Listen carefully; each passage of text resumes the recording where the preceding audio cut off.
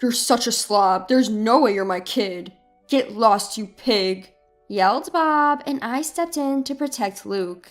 "If you won't acknowledge Luke as your own son, I'll take him in."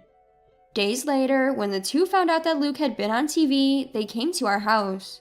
"Luke, come home with us," they implored. To them, Luke retorted, "Who are you guys?" "I'm Katherine Johnson. Ever since I lost my husband a few years ago, I've been living alone.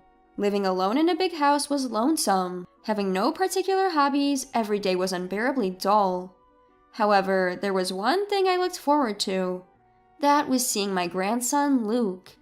Seeing my adorable grandson, Luke, was the only thing that brought me comfort. My son Bob and his wife Michelle ran a nightclub together. It seemed to be flourishing, and the couple always seems busy. The two had a baby after several years of marriage. Apparently, they wanted to have a girl and make her the star attraction of their club. Even before the baby's gender was known, they bought tons of baby girl products, holding high hopes for a girl.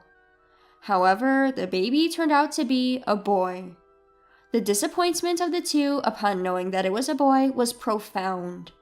Once the baby is born, you'd think they find it endearing regardless. That's what I optimistically thought, but it didn't go that way. Bob and Michelle showed no interest in the baby they had brought into the world, nor did they seem to care much for him. Even his name wasn't given much thought by the two. Fed up, I presented a few options, and from those, the couple chose the name Luke. The couple continued to show little interest in Luke. The two were determined to have a girl next time, but they never had another child. Michelle gradually began to harbor resentment towards Luke. "All our plans got messed up because you are not a girl. It's all your fault." Michelle seemed to have such misplaced hatred towards him. Moreover, led by Michelle, Bob too began to adopt a cold attitude toward Luke. If only I had intervened at that point, maybe things wouldn't have turned out this way. Eventually, Michelle stopped making meals for Luke. She'd leave a $5 bill on the table every day before heading to work, not returning until the early hours of the morning. Luke spent the long hours from evening to night alone. Just imagine how daunting it must have been for a young child to wait alone for his parents' return. With the money Michelle left, Luke had been buying his meals at the convenience store.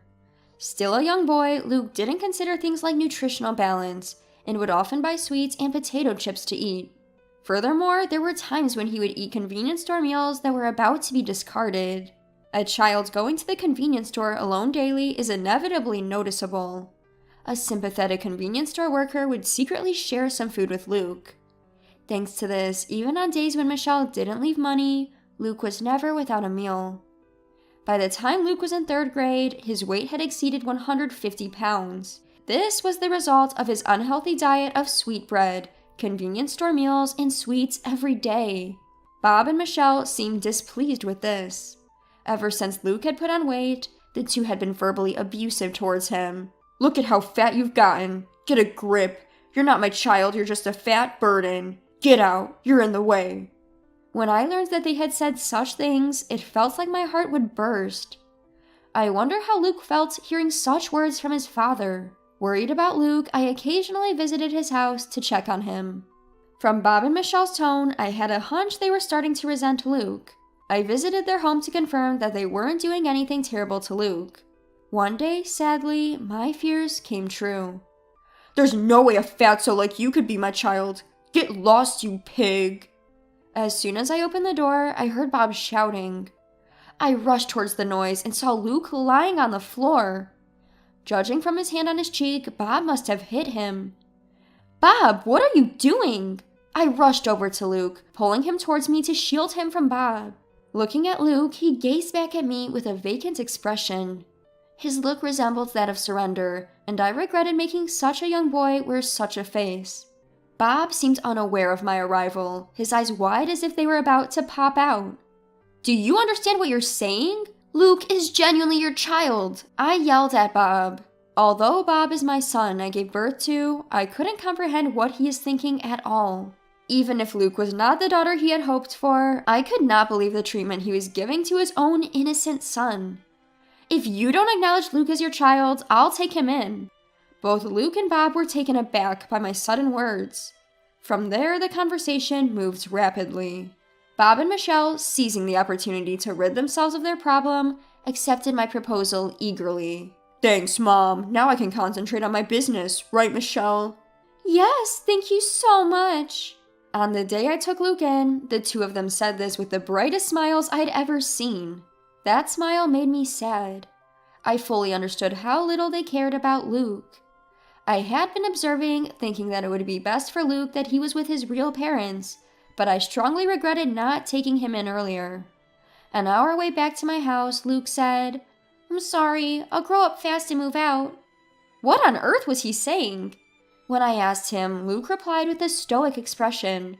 You regret taking me in on a whim, don't you? You look angry all along. I look angry? Luke nodded sadly. No, I regret not doing this sooner. I should have let go of my notion sooner that you must be happier to be with your real parents. Aren't you annoyed with me? Luke looked at me with anxious eyes. I tightly hugged Luke. No way! I know for sure that I love you more than those two. Luke seemed uncertain of how to react. He was freezing like a statue for a while, and then he mumbled softly, This is the first time I've been hugged. Tears welled up in my eyes, and I swore to myself that I'd make this kid happy no matter what. From that day on, Luke transformed into a lively and cheerful kid. He started laughing more than I could have ever imagined, and he also became more talkative. Every day when he returned home from school, he would help prepare dinner while excitedly sharing the day's events. You seem very cheerful today, Luke. Did something good happen? Do you know? Something funny happened today. While we were singing in music class, a sparrow flew into the room. The teacher was in such a frenzy. I was wondering why, and then she almost started crying, saying, I can't handle birds. Remembering the event, Luke chuckled. He looked so cute and lovable that my heart melted. Since he started eating healthy meals at my place, Luke's physique became more standard.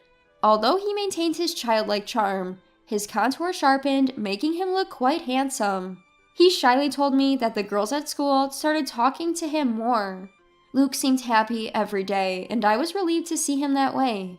The day of the first parent-teacher conference since I took Luke in came. Luke's homeroom teacher made a suggestion. Why don't you have him take an IQ test at the hospital? This suggestion made me anxious. I felt like they were saying there was something wrong with Luke's intelligence. Is Luke falling behind the others? As I asked this, the teacher hurriedly waved his hands. No, it's the opposite. From my experience, I believe Luke may be gifted. I was a bit puzzled by the unfamiliar term gifted.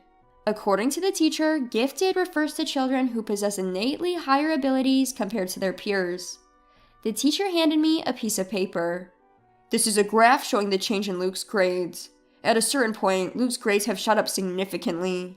Sure enough, the graph showed a sudden upward trend. Looking at the dates written on the x-axis, I realized that the change happened right after I took Luke in.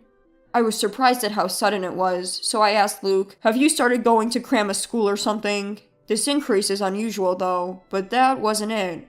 Apparently, Luke had been adjusting his results to avoid doing too well. I didn't quite understand what the teacher meant, so I turned to look at Luke, who was sitting next to me. Noticing my gaze, Luke began to speak.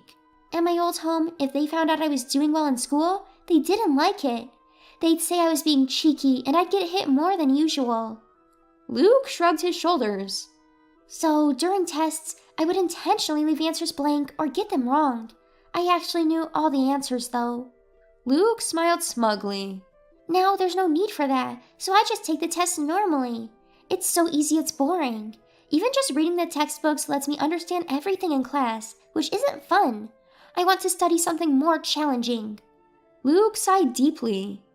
I was momentarily worried that the teacher might feel offended by his words, but my worries were eased when I heard the teacher laughing loudly.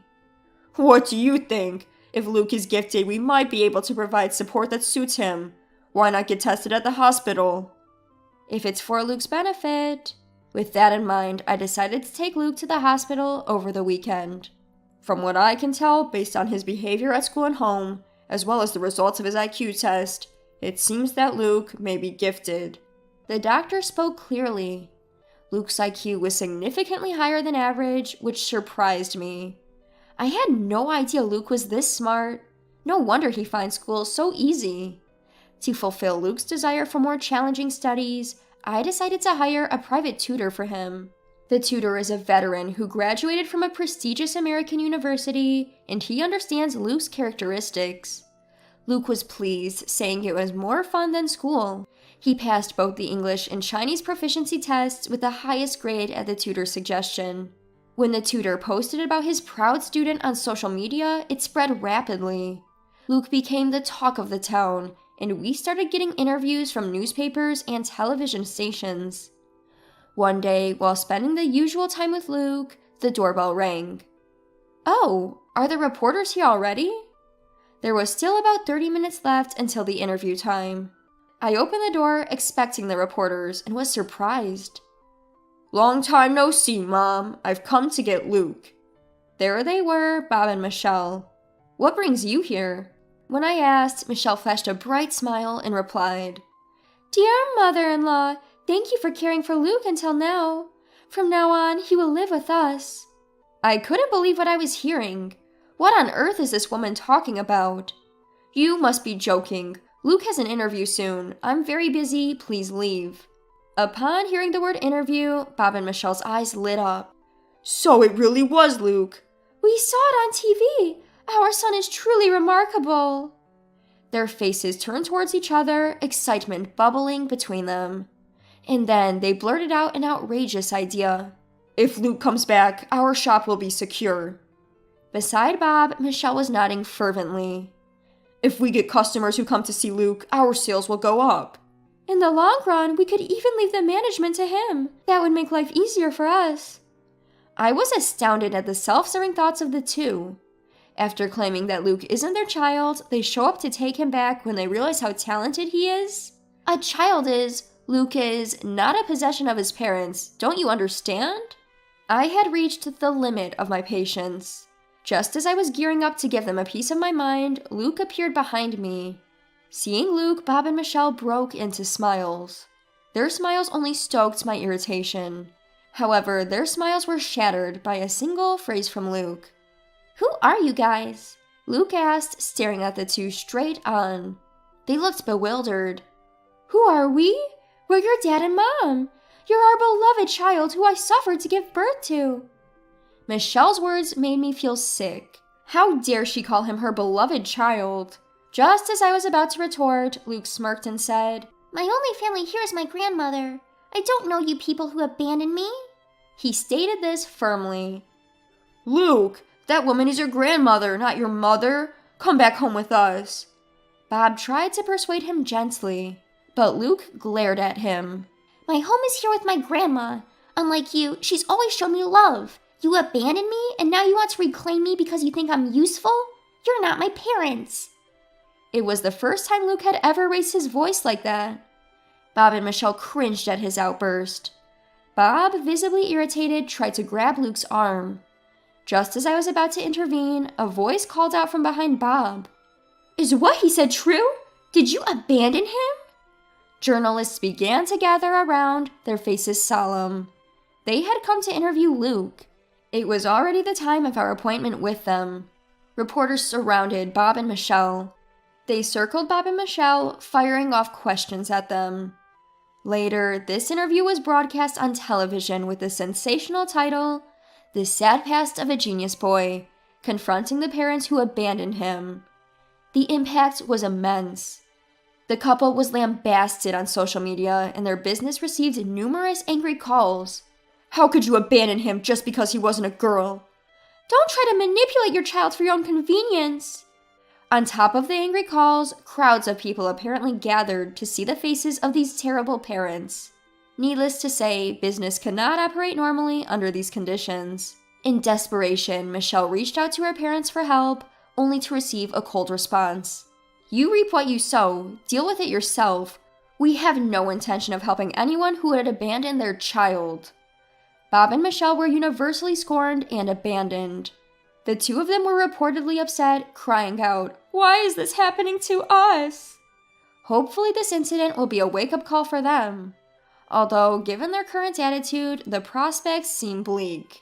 After that incident, Luke and I quickly moved away. I want to cut ties with them. I can't stand going through this over and over. I respected his decision, and we moved far away to prevent the two of them from ever approaching Luke again. We would have sought legal measures if we could, but it seems it's hard to sever ties with biological parents, even if they are adoptive. In Luke's new school, he made a good friend, who seemed to understand him well. Luke would bring him home, show him his homemade programming, and happily explain his points of interest. While I find Luke's interests a bit hard to follow, his friend seems to understand, listening attentively and nodding as Luke explains. From time to time, they would be engrossed in a discussion about programming. Seeing Luke so happy always made me feel glad we moved here. Thanks to his new friend, Luke has been able to live freely and happily every day. I hope they continue to get along well and support each other.